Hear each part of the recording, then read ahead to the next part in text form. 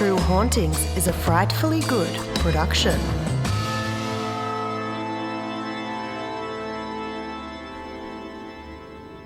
The ruins of the old St Mary's Church in Clophill, Bedfordshire, UK, has an enormous reputation for the occult and paranormal. In 1963, an incident made headlines across the world and put the fear of God into the local community. The incidents gave rise to a huge black magic outbreak across the country.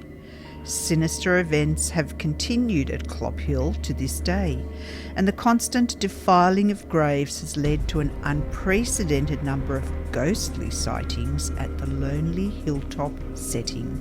Hi, I'm Renata. And I'm Anne, and in this episode of the True Hauntings podcast, we will explore the events that took place over 60 years ago, why this little church became the epicentre for Satanism and necromancy, and why it is now known as one of the most haunted places in the UK.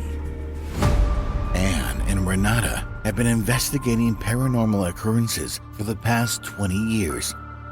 They have been at the center of various unexplained phenomena and have witnessed countless ghostly experiences. The duo now turn to high-profile cases that have attracted the eyes of the world. Between the dimensions we see and the dimensions we don't, supernatural forces are at play. Evil lurks within the shadows of our homes and in the darkest corners of our minds. It follows us like a shadow, forever. This is where nightmares become reality. This is True Hauntings.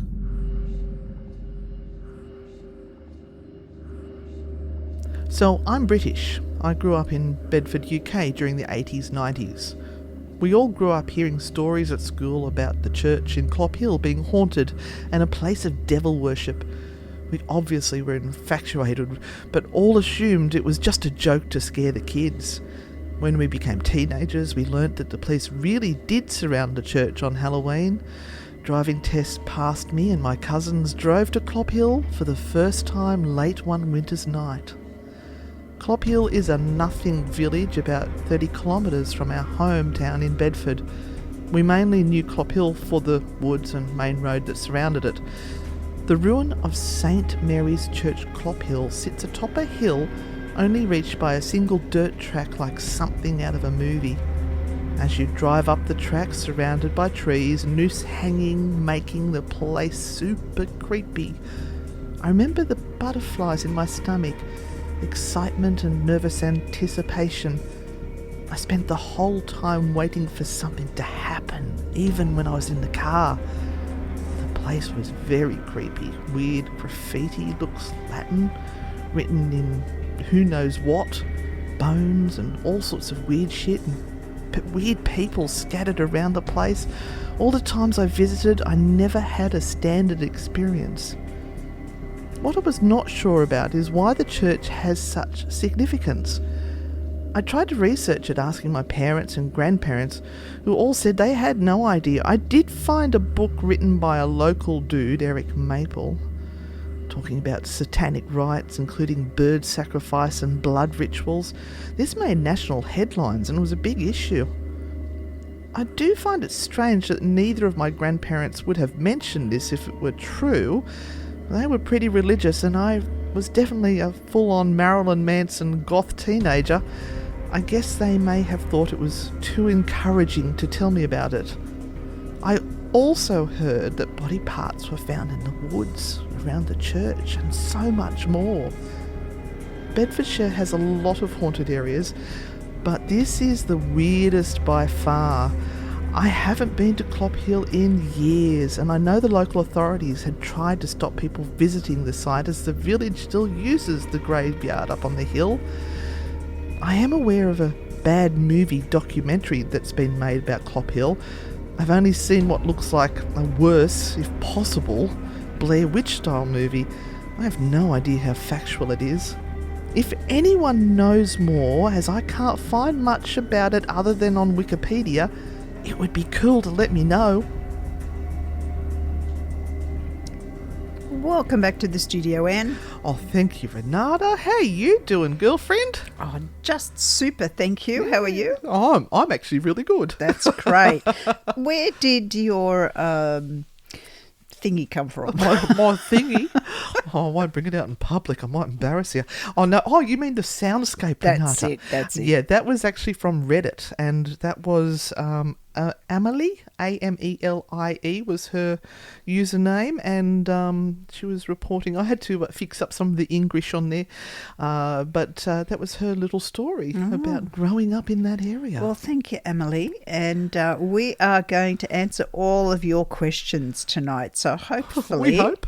hopefully you will come back at some stage and go, look at these strange Australian people telling me all about Clophill. G'day. So Clophill is indeed in Bedfordshire, as you said in your introduction, and it is a small rural town. And, you know, she described it pretty well, although now I really want to go there. Really? Yeah, I do. I want to go and visit this place. I love how she said it's 30 kilometres from nowhere and nothing or something like that. I thought that's a bit rough. I did have a look at how many people live there, and it kind of said about 2,000, which is, it's not too bad. It's about an hour drive north of London. Oh, it's not too bad. It doesn't get many tourists, but if you are visiting, the likelihood is that you are there because you want to check out this famous black magic church, which is locally known as the Old St. Mary's Church. Now, there are two churches by this name. The present St. Mary's Church is located more in the centre of the small village, and it is still regularly used by the village congregation. So they have fairs there, fetes, they of course have their services, and everything that, you know, a local church needs to have for its village. But there is also the older St. Mary's Church, which is fairly close by, but as again you mentioned, it is up a steep hill and hidden around this winding road. If you look at pictures, it does look like you're going up, and you're going to disappear off the face of the earth as you go around the corner. And the old parish church, as it was called, the old parish church of St. Mary the Virgin, was built around 1350. See, I love that. Do you? Yeah, I just love the ancient history that they do have there. Oh, I thought you were talking about the name of the church. No, okay. no, I don't. I'm not going to go on about the Virgin. It was, honestly, Mother, it was an angel that did it, honestly. Let's not go there. I did find a really interesting snippet about all of that, because it said that there is a legend that the townspeople moved to the valley in order to escape the Black Death, which occurred somewhere between 1348 and 1350. And they left the city folk, or what probably they thought was city folk, they lived in the centre of the township, locked in the church to die.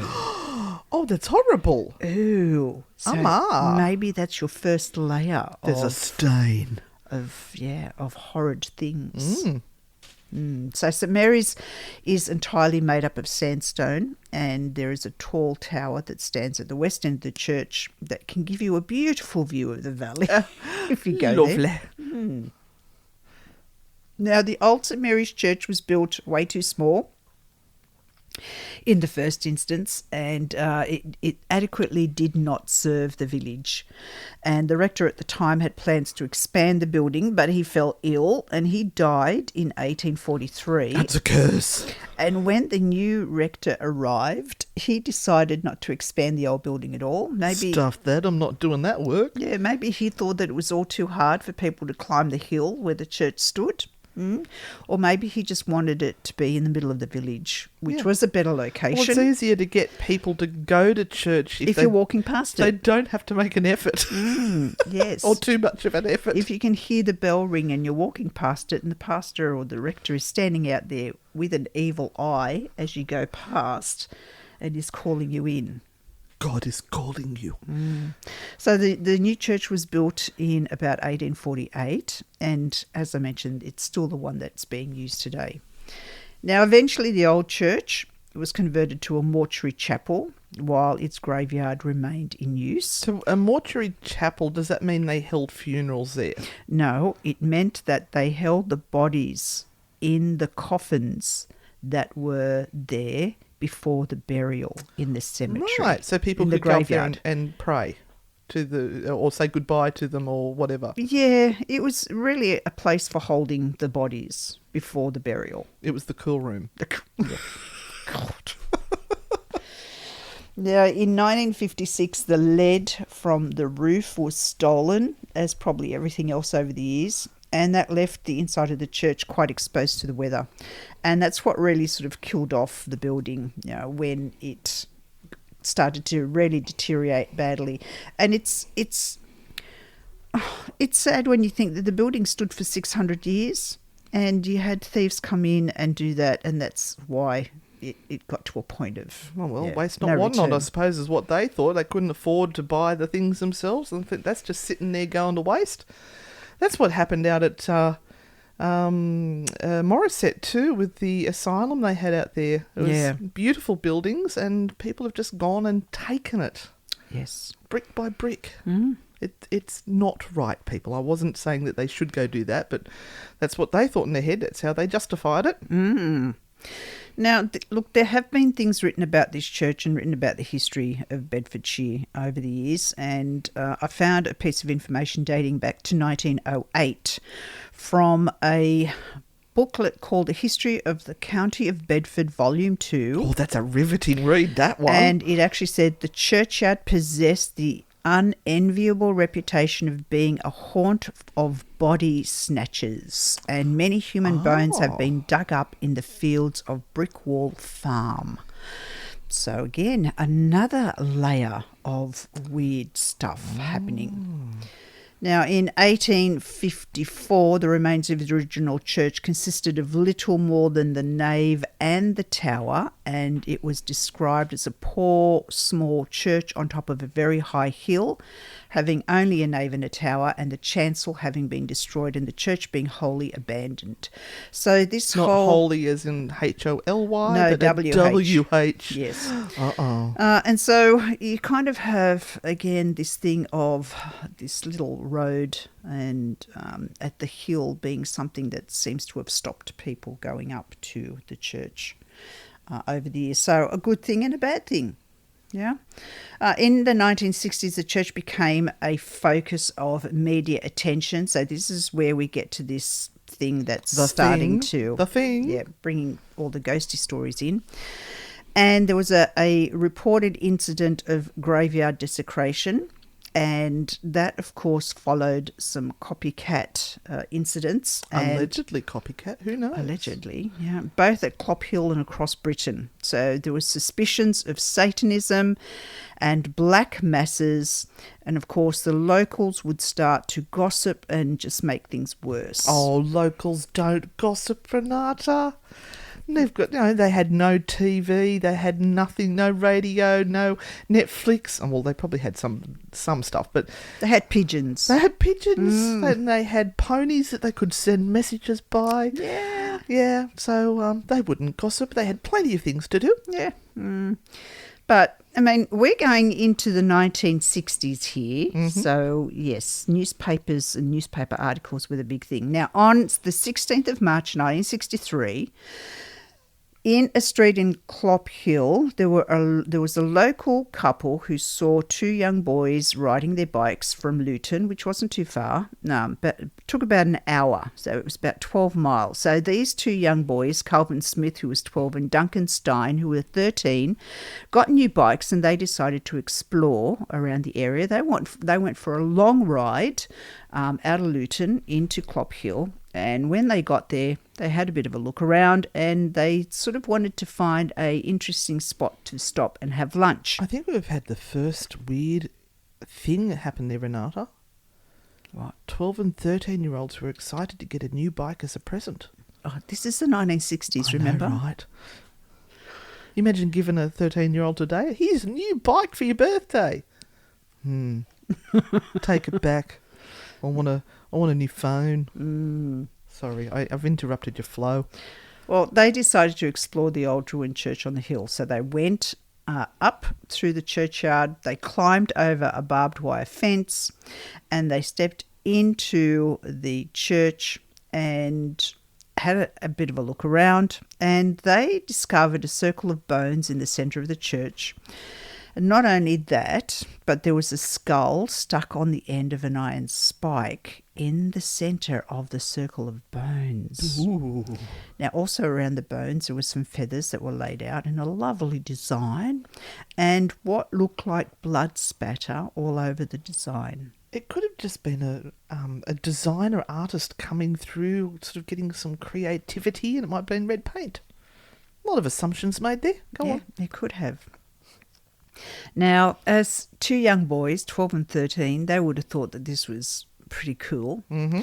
And they examined the skull. They eventually took it off the spike, so got it off the spike. They gathered up some of the bones, and then they went outside of the church. And this is hilarious. No. They went outside of the church and kind of had all the stuff sitting next to them. And they were sitting on a gravestone, one of those tabletop gravestones. Oh, yeah, yep. And broke out some sandwiches for lunch. I'll just gnaw on a bone with my sandwich. They thought, oh, Jesus, we haven't had anything to eat. Let's have some food before we head back. And just unfortunately at that time, there was a couple that were coming up to actually put flowers on a gravestone that was in the graveyard. Horrified. And they've gone, what the hell? What have you boys been doing? Exactly. And they approached the boys and they realised that the boys were holding onto some old bones. Naughty boys. So they immediately thought that the boys had been stealing the bones from the grave sites, and they grabbed the two boys and they took them down the hill to confront the rector, Reverend Barker. Now, Barker called the police, and after talking to the boys, he believed their story, that they had actually found the bones and not taken them out of the graves. So he kind of let them go. So he had a lot of faith in what the boys were saying. And I guess they also told them about the whole, ritualistic site that appeared there. Mm-hmm. So he could have gone up and checked. Yeah. But this kind of leaves the whole thing about how did the skull get onto the spike in the middle of the church in the first place. Interestingly enough, how this information got down to the village, I blame the couple who went down there and probably told a neighbour and said, guess what? We've just... I saw Harry and Fred up in the cemetery. Guess what just happened? And these things don't take long to sort of filter around the whole village. And it would be those whispers that keep on changing. Yeah. By the time the police got up to the church, the local media had already been told about it all. And this is what went up on the front page of the local news the next day. So the police found more bones. They also found symbols on the door drawn in white paint. Mm-hmm. They looked for where the bones might have come from, and they realised that six of the gravestones or grave sites had been broken into, but one tomb had been opened completely. And that was the cover of the tomb that belonged to Jenny Humberstone. And she had died in 1770, aged just 22 years old. And the owner of the bones had finally been found. And so the easiest thing to do would be sort of just to pop the bones back in. Just rebury her and say, rebury sorry, it. Jenny. Yeah. But... one of the things that they proved there was it was definitely not the young boys that had did it, because it took 5 men to actually put the top of the stone back onto the gravesite. And Reverend Barker did not decide to put the bones back in as he covered the gravesite. He wanted to do it with more respect, and so he was going to contact someone of a greater religious person, an archdeacon, and he was going to get this archdeacon to come through only an and archdeacon, not a bishop. do a proper religious burial. So reporters came to see if they could stir up a good story, and so they asked if black magic might be the motive for the disturbances, and Reverend Leslie Barker told them that there were 6 graves of females that had been tampered with, and about the 7th. And, of course, he also added that Satan worshippers are known to always use a female at the centre of their ceremonies. Mm-hmm. So... It's because the worshippers are normally males. Mm-hmm. Now, he also in the report, it stated that as animal sacrifice was commonly described in accounts of satanic rites, the cockerel was possibly sacrificial, and the crosses were possibly painted with animal blood, although Barker actually kind of said, I really think it's probably more red paint, as you mentioned. No. I don't think it would be blood. Do you think Reverend Barker might have been trying to scare the people in the village to come back to church and start being good, God-fearing people? I don't know. I don't know. Who knows? So the remains of Jenny Humberstone were reinterred on the 23rd of March, but the incident didn't end up being an isolated one, especially when rumours started to abound about a witch coven that was working witches in the nearby town, and... there was some really interesting pieces of information that were also released in the newspaper reports that no one should have known about. They would have only known about it if they had something to do with it. And so this was another conundrum. How did this information get out to the newspapers? Was this around the time that the Gardnerian witches were starting up? Yes. Oh. Yes. So somebody didn't probably like that idea. No, they wouldn't have. No. So stories about the Black Magic Church, that's the name that it got, spread, and people started to arrive in the village to take a look for themselves, you would. Have a geezer. Now, unfortunately, Jenny's grave wasn't desecrated just once. It was desecrated again just one day after she'd been buried. Poor Jenny. And once again, the bones were scattered inside the church. Barker did not inter the bones this time. This time he hid them out of sight. Yes. And a week later, the gravesite was again vandalised, and the church had now become a nighttime scary attraction for local teenagers. Yeah. Now, Humberstone's grave was resealed, but it was reopened again on the night of the following full moon, which added to the whole idea that it must be some sort of satanic ritual that was going on. But interestingly, the Central Library in the area had a big run on books about magic at that time. They could not keep up. Surprise! Was this also Crowley's time? Aleister Crowley? Was he in the 60s? I can't remember. I'll Google it while you keep talking. Yeah. So just a week later, on the 9th of April, the discovery of the heads of 6 cows and a horse in Bluebell Wood, Caddington, south of Luton, was also linked to the desecration at St Mary's. And this just added to the whole intrigue of what was going on. So, I mean, with cow mutilations, what's this typical of when you listen to stories? Oh, UFOs. UFOs. So maybe it wasn't satanic rituals at all. Maybe it was linked to some sort of UFO sightings. So maybe it was extraterrestrial. Crowley died in 1947, but it's probably his work sort of kept on going for quite some time. You have a little drink there, Renata. Yes, sorry. We'll have a little swig. Honestly, it is just Pepsi, everyone. Yes. It's not anything. Well, I haven't sniffed it. I need to check it. No, it's just Pepsi. So let's go on. Got a little bit more. Yep. By then, a local newspaper had interviewed a student from Silsoe Agricultural College, which is very close by to Clophill, who admitted, because again, they're looking around for what in the hell's going on. This young guy puts his hand up from Silsoe Agricultural College, and he admitted to have visited the church 2 years previously with a group of students. Now, they had killed a chicken, spread its feathers and blood around, and drawn a Celtic cross, which at the time seemed like a huge joke.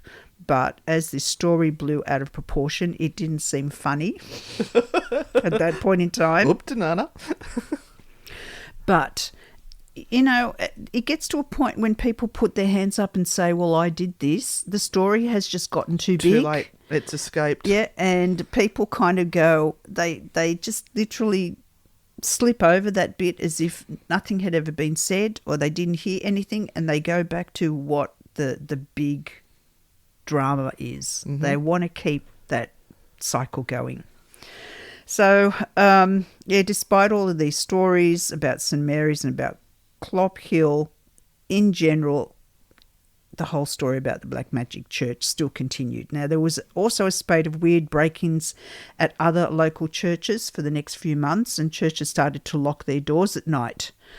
Interesting. So this is where they actually, would not let people in at night time. That's strange. Good. Well, they used to. It was a thing. The church was always your safe place you could go to. Yeah. Now, by Christmas in 1963, people were getting bolder and desecrating churches during the day. There was a story that I read about a group of Satan worshippers that went in during the middle of the day in one particular church in their robes and everything, and started to do satanistic chants or whatever. And the priest that came in literally had to come in and move them on because they were there in the middle of the day. It's a bit rough. That's rude to someone else's belief system. I don't look, Satanists, you do what you want. That doesn't worry me, but it's both sides. Don't push it in your face. If this is not your space of faith, move on, and don't annoy others. Yeah, they would not have been real Satanists anyway, because real Satanists don't do that. They wouldn't do it. No, they were just assholes. They were dickheads, Renata. Dickheads. That's exactly right. Now, all of this led to, and this didn't help, there was a coffee table book on witchcraft that was released by a folklorist called Eric Maple in the 1960s. Mm-hmm. And he described desolate Clophill as a wilderness of desecrated and looted tombs, symbols of the revival of black magic in the 20th century. And if you want to go and have a really, truly gothic experience, head out there and visit it. Yeah, I tried so hard to get that book. I was able to get, if I changed my VPN, it would come up, I could buy it, and I'd go to buy it, and then because my addresses were wrong, it wouldn't let me buy it, and then it locked me out. I tried so hard to get it on Kindle, and I just couldn't. Oh, damn. I saved my money, I think. Damn. So there were more black magic rites in churches around the area. 1963, 1964, there was a series of desecrations in Lancashire. There were symbols painted on the porch in a church in Sussex, a pentagram and a sheep's heart pierced with 13 thorns at St Clement's in Leigh-on-Sea. Now, interestingly enough, there was one priest that got so angry about it that he cast a curse on any person who might come in and harm or break anything inside the church that he was assigned to. Do no harm, priest. Do no harm. No, look, I hope you all die in hell, more or less. Is what he said. They weren't his exact words. He said, I hope every bone in your body breaks if you come in and you do any damage to this church. Oh, blessed be. Now, let's go back to Leslie Barker for a minute. He retired he's a chap, isn't he? In 1969. Oh, poor fella. That's a good year to retire in, 69. Yeah. There had been numerous instances of graves being broken into and some sort of rite performed all the way through. He kind of said that really over his time that he was there wasn't a month where there wouldn't be something that had, happened in that area. He really kind of thought that this whole thing was really just so horrible and he felt cursed as well because, number one, he hadn't had a pleasant time in his life. He had been divorced from his wife, and then, unfortunately, she took her life from ingesting poison shortly after they divorced. Yeah, That's tough. That's tough. And not only that, but a short time later, his daughter was killed by a hit and run, and when she was crossing the street in another small village. And he just kept on receiving huge amounts of letters from people who were interested at what had happened, and from people who threatened him with more black magic. Oh. So, he just kind of... He ended up, and this is weird, he ended up for a period of time being so really distressed about all of this that, remember, the bones of the woman? Yep, Jenny. Jenny. He kept them in a tarpaulin in the back of his car. Yeah. But then he would go to the local pubs and say to people, if you want to see the bones of this woman, I'll bring them out for you if you buy me a beer. Oh, God. So I think that, what was his last name again? Barker. I think he became barking mad, to tell you the truth. He seemed to lose it. I think it was all too much, and he had a bit of a... I mean, this is just hearsay. I'm just looking at what's happened around him, and I think he's lost his marbles a little bit. Yeah. Poor fellow. In 1969, an occult group was going to hold a black mass. They must have told everyone, and Reverend Barker... Hey, everyone, we're going to have a black mass. Do you want to come and join us? This was his last stand. He decided to organise a vigil, and he asked the local people to help him stay up at the church all night, and in the end no one came, and the poor bloke did 3 nights staying up till 3 a.m. every night to make sure the church was secure. The weirdest thing, though, that on the last night of the vigil, he went home and came back to find that more skulls in the gravestones and in the graveyard had been removed, and black candles had been set up within the church. So it distressed him even more to think that there was someone in the woods watching him and waiting for him to leave so that this could be set up. And like you said, I think he just lost his cool and lost his mind, and after that he retired. The marbles ran away up in the St. Mary's. Yeah. On doctor's advice, he retired and moved away from Clophill. Interestingly, he kind of thought that possibly him moving away stopped stuff happening, because it kind of really died off, or as far as he knew had died off after that. And so he was the epicenter. Maybe him leaving saved the church from more desecration. Just a couple of things. The graveyard was levelled and the markers were taken away, and the Bedfordshire County Council acquired the area in 1977.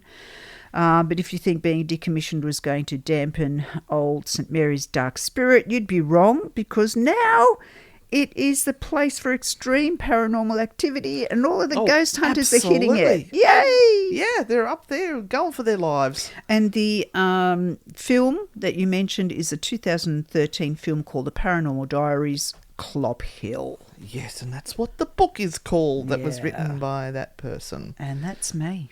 Okay, over to me. Oh, I've got some juicy things for you. So like any good researcher, Renata, I struck out onto the computer and commenced my research, and went with a look at Reddit to see what experiences people have had or what stories were associated with Clophill. So I thought we'll start with some, eyewitness accounts and that sort of thing. Personal experiences. Yes. This one was from Sunday Ray is their name. I lived in Clophill and walked my dog past this church several times a week. It actually has a really peaceful atmosphere. I never felt spooked or creeped out at all. He's wrong. He doesn't know anything. Absolutely wrong. Totally not woke. Then we have GTBWEN.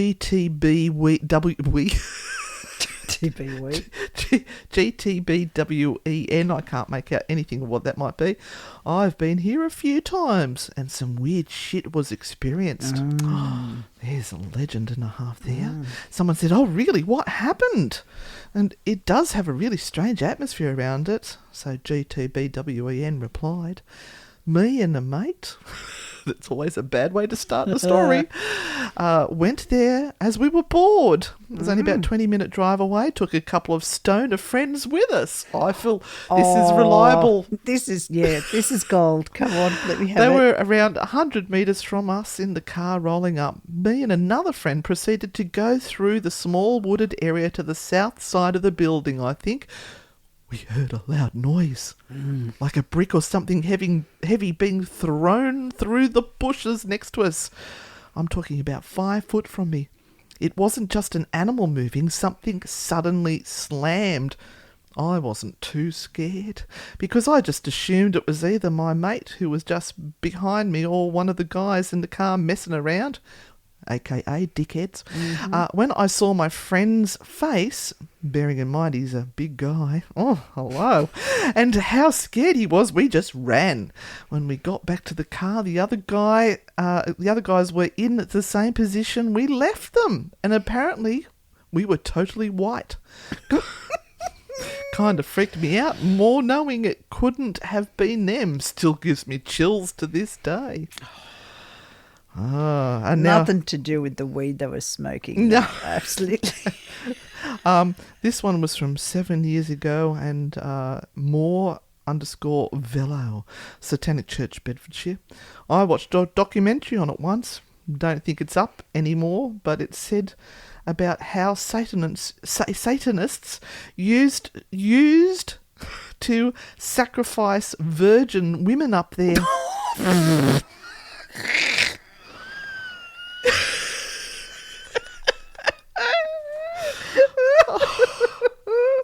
Oh, where do they get their stories from? You go ahead. Oh. But you know what has started off all the rumours and everything about this particular church is that somebody built it the wrong way around. Yes. They built it facing the west, and that means it faces the devil, and that was one of the reasons why it was abandoned, because somebody got it wrong. Another report was it's believed the church was built on top of a leper hospital that was run by monks. Of course. These stories these are good, eh? Yeah, I know. Excellent. Aren't they fabulous? Reddit is just great for everything. Now this one Was there an ancient Indian burial ground? we're working on it. Oh no, we've got something good here. Yeah, so we do have the story about poor old Jenny's bones being dug up. Yep. It says in 1963 and 1966, the grave of an apothecary's wife was desecrated. Yes. So he was an apothecary. Yes. Her bones arranged in a strange ritualistic pattern in the nave of the church. So they've found a link to something that would seem to be occult. Apothecary. Yeah, he could have been mixing spells. What was your pharmacist, really? Yes. Yes. If you want to think of it that way. What's this one? Reported spooktastic experiences. A monk, a light that travels up the hill towards the ruins before vanishing, a strange cold within the walls even during summer. But I found this great report here. I'm just going to put that bit of paper down. It makes you sort of realised who the experts are in this area. So this one said the church was actually built facing the wrong direction, away from the sun. Visitors have reported spotting tall, dark shadows and mysterious hooded figures. I'm waiting for the coffee to kick in. Hooded figures. Figures roaming both inside and outside the building. Damien Odell, head of Anglia Paranormal Investigation Society, APIS, previously told Bedfordshire Live about a theory that the hauntings are remains of black magic rituals from decades ago. He explained, there's definitely something strange going on at that church, and my personal view is that it's down to black magic practices held there. I think it's possible for a group of Satanists to conjure up something and leave it behind, sort of a guardian or elemental. If this is the case, it certainly does its job because it frightens the living daylights out of people. In fact, travel experts at stressfreecarrentals.com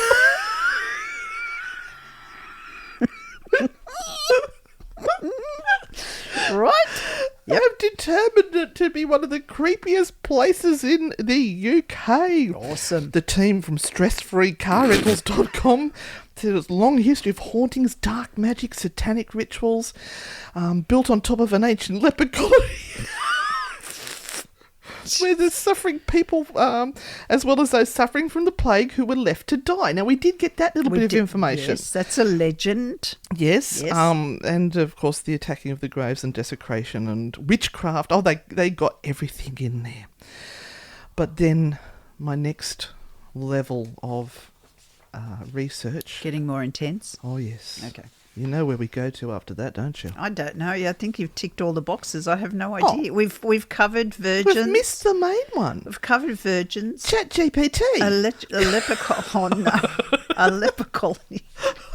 Oh, no. No. All right. So, they've sort of given us a list of the hauntings that have happened there. Now, I got very specific with it, and I said, I need you to give descriptions and sources where available.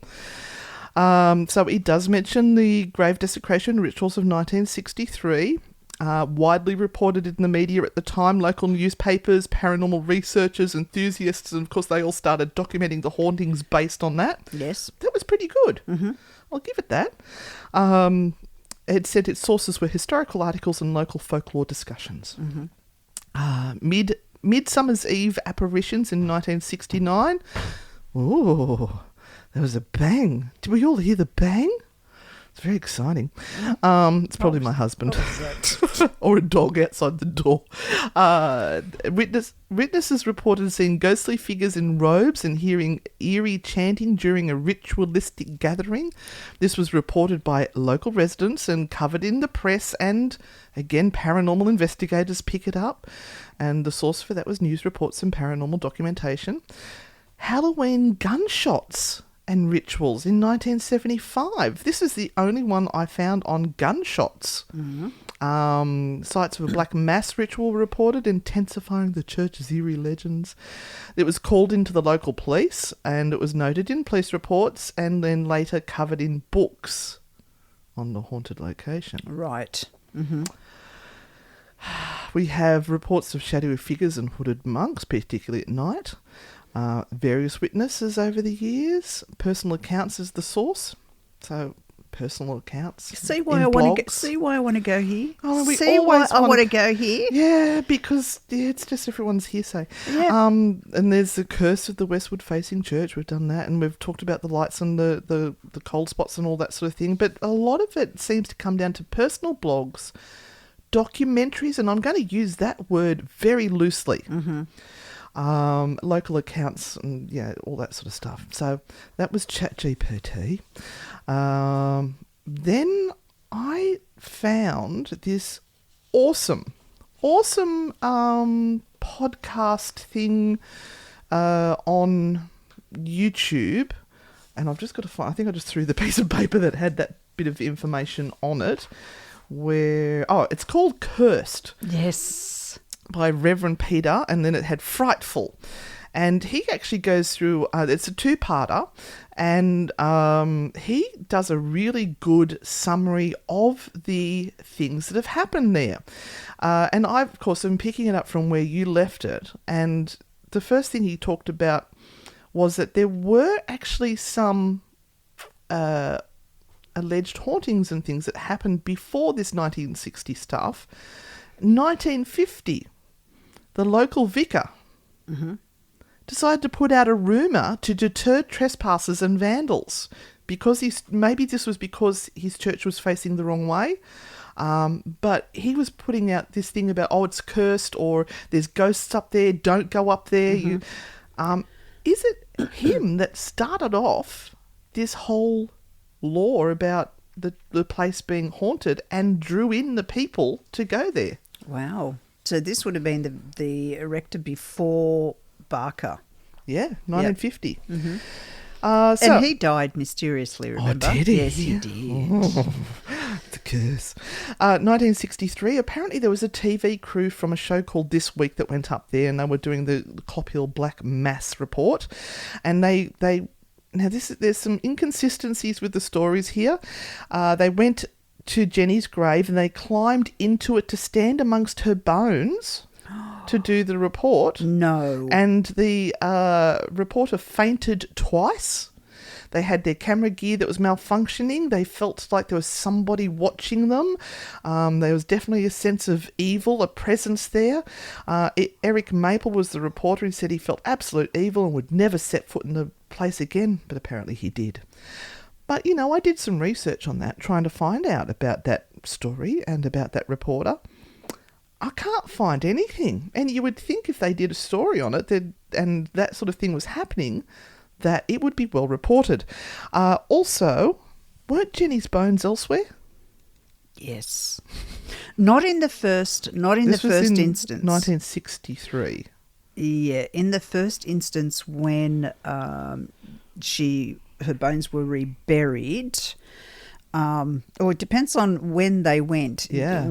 At which point of the desecrations that occurred, because there were about 3, did they go? Because there was only really one where her bones were reburied in, and in the other ones they were kept separate. Now, there were some accounts also of incidences that happened nearby.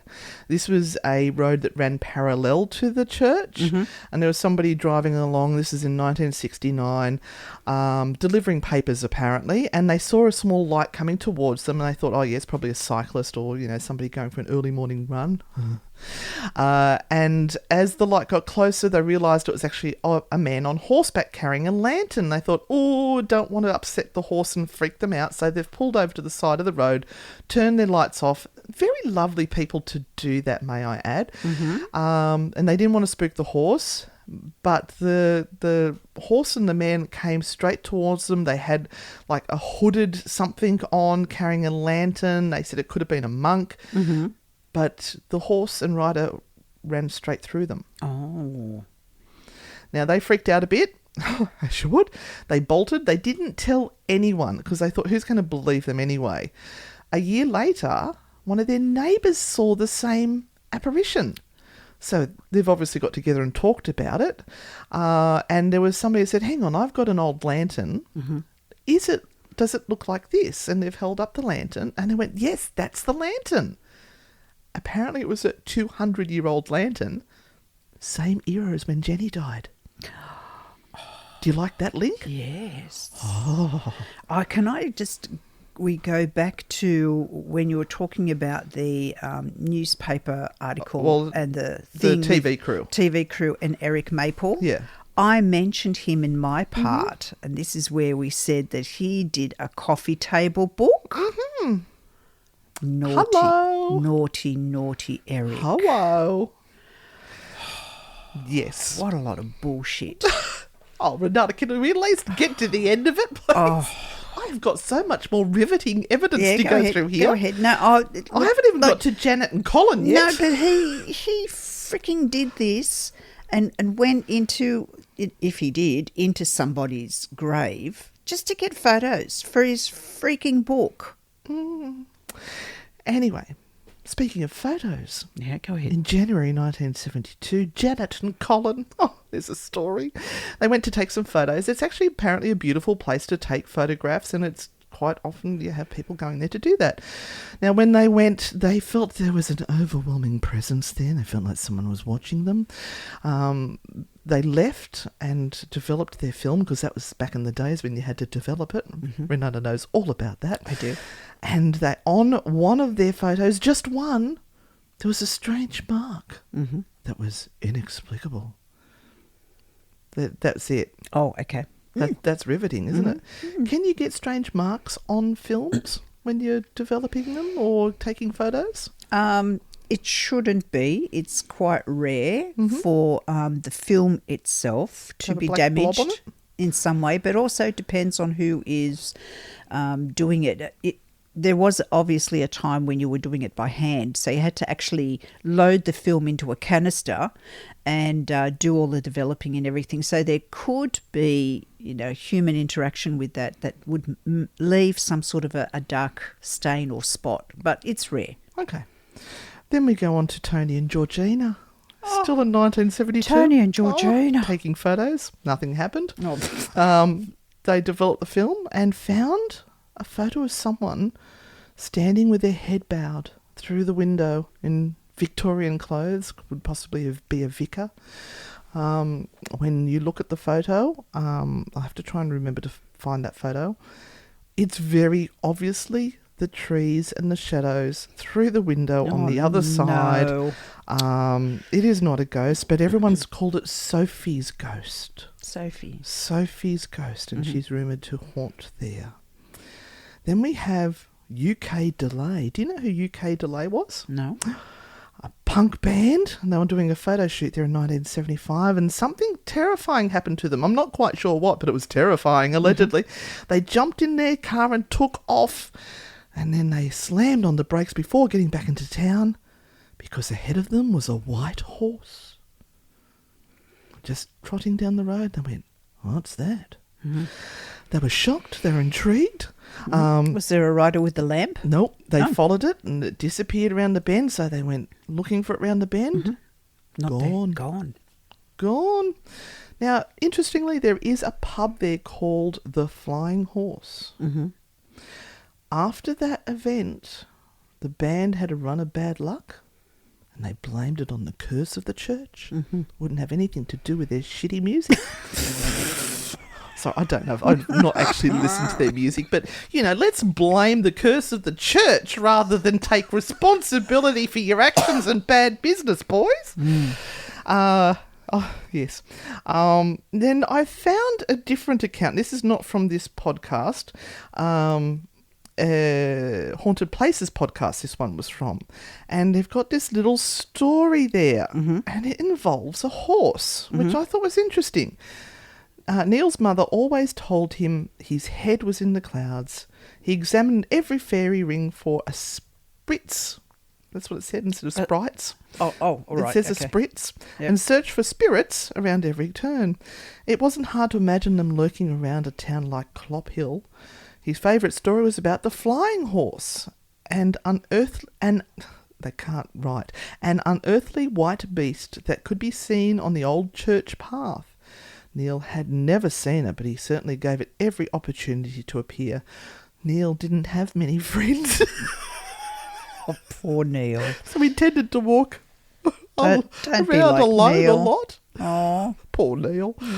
Send us your email, Neil. His favourite walk was from High Street up to Old St Mary's. It would have taken 15 minutes. It wasn't long, maybe 30 minutes, if you took your time. And for once, the horse was there. Oh, bless a white him. stallion glittering in the afternoon sun. There was a strange cold surrounding the animal, the kind that burned your nose and reddened your cheeks. What the hell? That sounds like a chemical spill. But Neil knew he had an opportunity here. Neil was an entrepreneur. He knew this was an opportunity. So he saw one. He pulled out his phone and took a selfie with it. Oh, no. He lined up the shot, prepared to prove everyone wrong. His mothers, his teachers, even the girl that he'd asked out. Poor Neil. He's having a bad time. He's got no friends.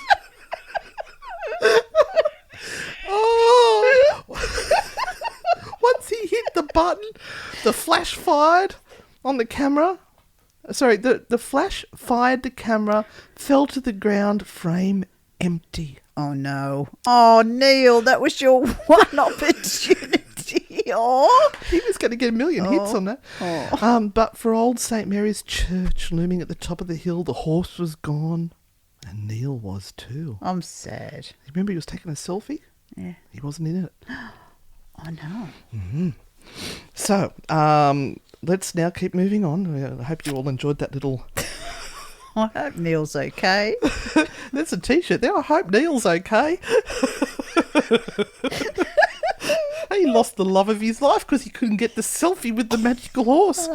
All right. So, in 1990s now, of course, the rumours of everything has started, and we've got the ghost hunting TV shows that are kicking off, and people are finding locations they can go and investigate, and they've got people starting to come in and investigate. But the kids of the town, started up this particular story that if you stared long enough at a particular grave, it would reveal the year you were going to die. Right. You have to run around the church 13 times anti-clockwise. Oh. Guess who would appear? It's not Neil.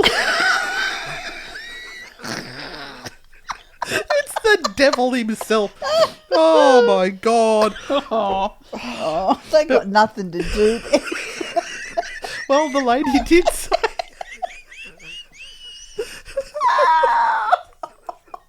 Right.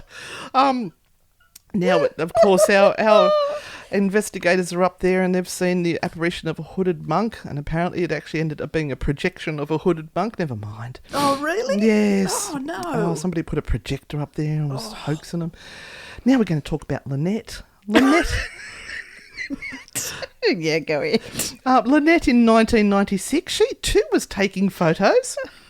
Bless. And she saw a young man who was sitting there wearing... Oh, so she was just taking photos, and all of a sudden she turned around and there was a young man sitting there. He was dressed in his full motorcycle leathers. And the thing was, she didn't hear him arrive. She was the only person there. And it was a really hot summer's day in England. So it must have been 22 degrees.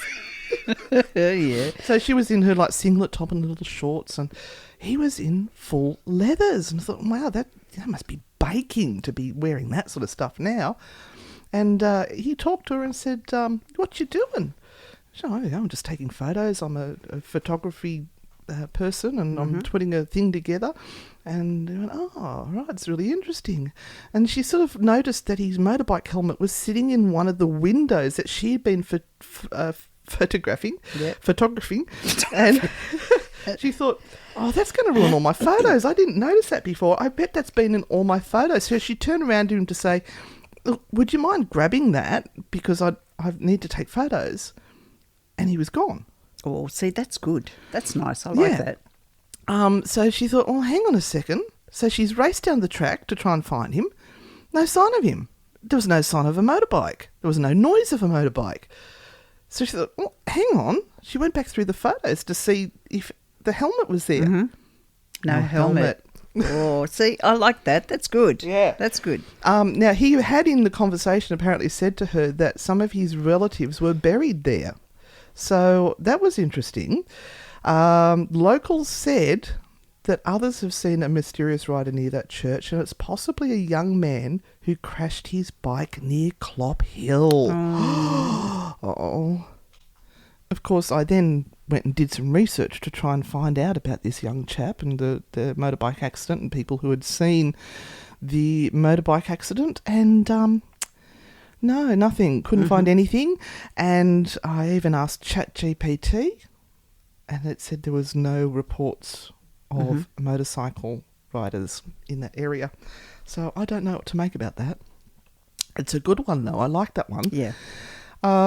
Now, we also have a report of some some people who went up there at night and to see if anything would happen. So they've had a nighttime vigil, nothing was happening, so they just decided to go to sleep.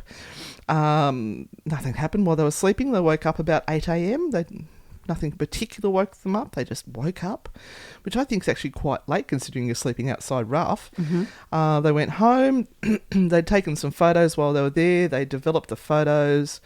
And what they found were 6 photos that somebody had taken of them while they were asleep with some figures in white sitting next to them. Oh, no. That's creepy. So I thought, oh, those photos will be online somewhere. I'll go find them. No. No, oh, damn. No, I saw one that looks like a recreation of a photo. I don't think it was the photo.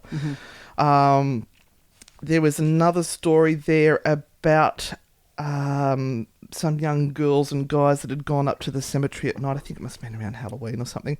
But there was a group of guys and there was a group of girls. The guys didn't know the girls. They were up there sort of carrying on. Anyways, somebody came along to chase them off, the locals. And, they all split up and ran in different directions. And he ran off with one of the girls into the bushes, as you do.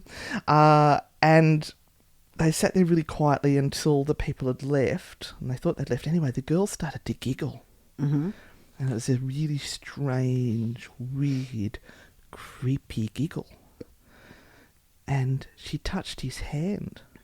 Yeah. It was cold and dead. Yeah. He felt disturbed by this.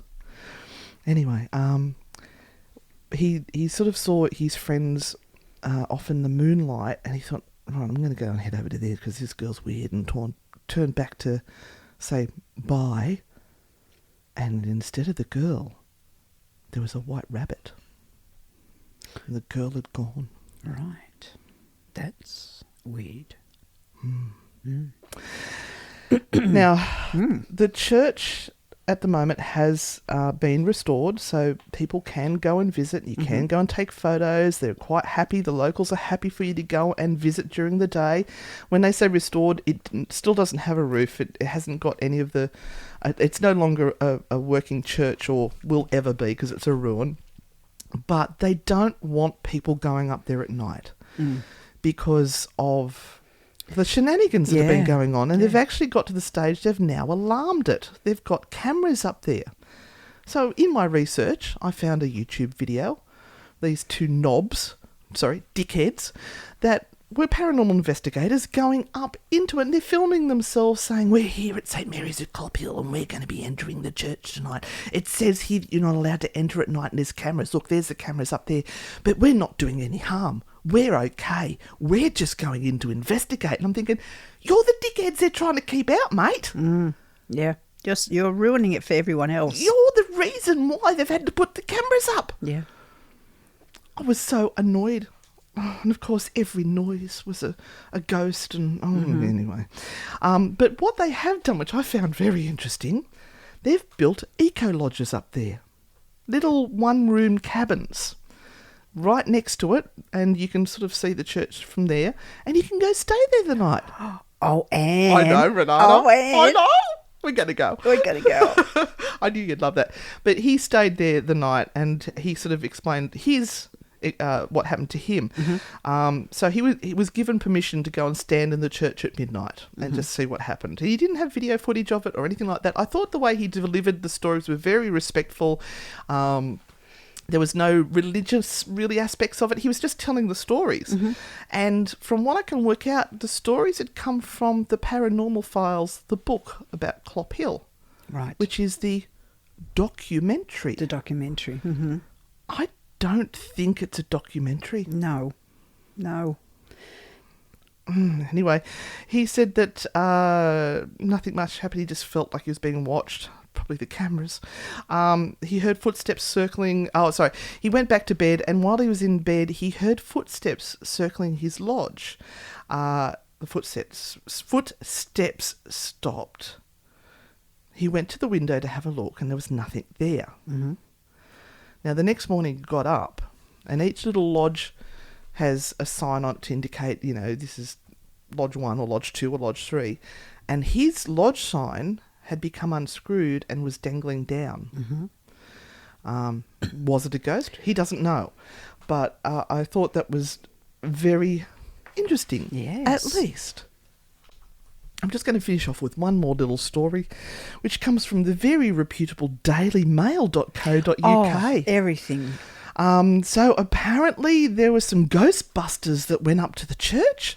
The ghost hunting duo claimed to have captured the image of a hooded monk in a church with a satanic past, according to the Daily Mail.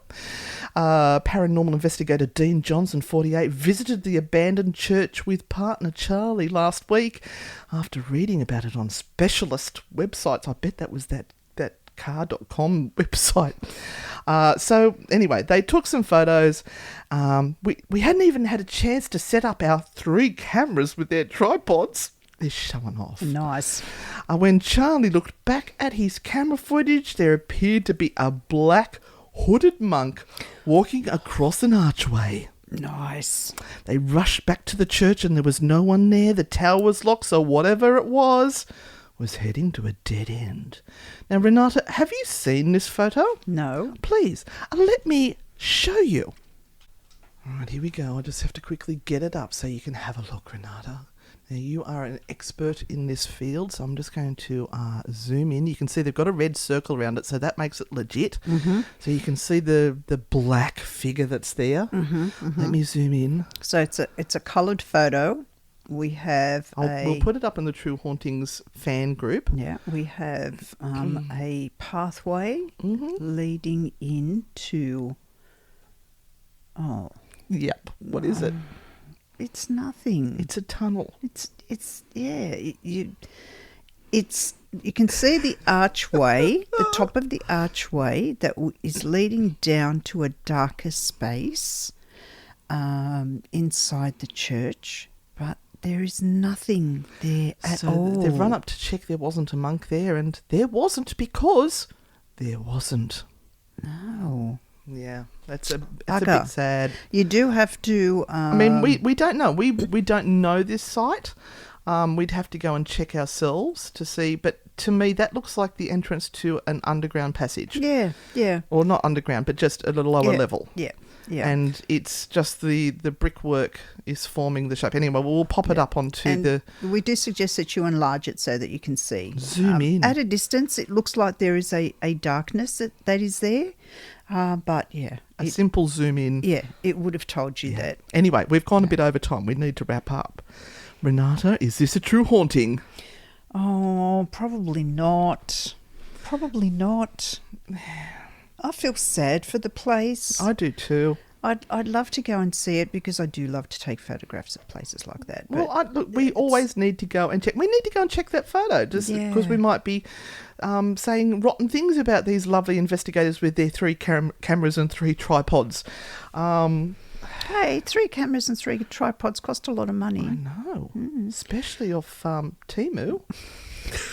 But yeah, I think it's been blown out of all proportion. Yeah. And it's unfortunate for the church. It does have some interesting history, and those things did happen with the bones being brought up. Yes. And so something did happen, whether it was kids mucking around or whether it was... I forgot my bombshell. Oh, I forgot the bombshell, Renata.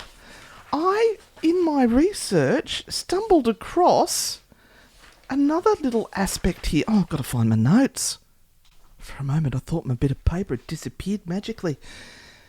Now, I stumbled across this.